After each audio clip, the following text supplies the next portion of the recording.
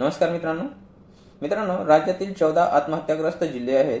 त्या जिल्ह्यातील केशरी शिधापत्रकधारक लाभार्थ्यांना शासनाच्या माध्यमातून राशनऐवजी थेट रक्कम देण्याची योजना सुरू करण्यात आलेली होती. त्या अंतर्गत केशरी शिधापत्रिकाधारकांना राशनऐवजी किती अनुदान दिलं जात होतं आणि त्या अनुदानामध्ये किती वाढ करण्यात आलेली आहे आणि 14 आत्महत्याग्रस्त जिल्हे कोणते आहेत ते आपण या व्हिडिओच्या माध्यमातून समजून घेणार आहोत.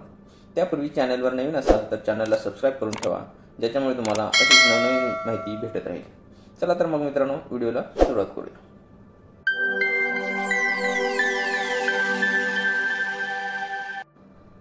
मित्रांनो, तुम्ही पाहू शकता छत्रपती संभाजीनगर व अमरावती विभागातील सर्व तसेच नागपूर विभागातील वर्धा जिल्ह्यातील APL म्हणजेच केशरी शिधापत्रिकाधारक शेतकऱ्यांना थेट रोख रक्कम हस्तांतरण योजनेनुसार देय असलेल्या रकमेत सुधारणा करण्याबाबतचे हे परिपत्रक आहे.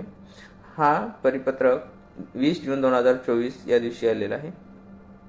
मित्रांनो, राज्यातील आत्महत्याग्रस्त जिल्हे कोणते आहेत ते आपण पाहूया.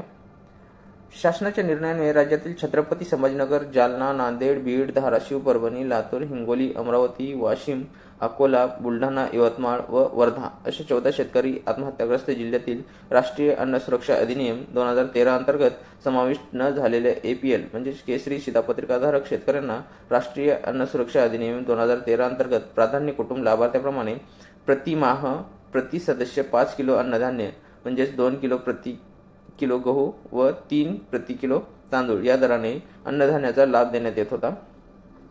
सदर योजनेकरता आवश्यक असलेल्या अन्नधान्याची खरेदी केंद्र शासनाच्या non-NFSA योजनेअंतर्गत गहू 22 प्रति किलो व तांदूळ 23 प्रति किलो या दराने करण्यात येत होती. तथापि सदर योजनेअंतर्गत यापुढे गहू व तांदूळ उपलब्ध होणार नसल्याचे भारतीय अन्न महामंडळाने त्याच्या अनुक्रमे दिनांक 31/5/2022 व दिनांक 1/9/2022 पत्रान्वये कळवलेले होते. याच्या अगोदर APL केशरी शिधापत्रिकाधारक शेतकरी लाभार्थ्यांना जानेवारी 2023 पासून अन्नधान्याऐवजी प्रत्येक महिन्याला प्रत्येक लाभार्थ्याला 150 रुपये एवढी रक्कम भेटत होती.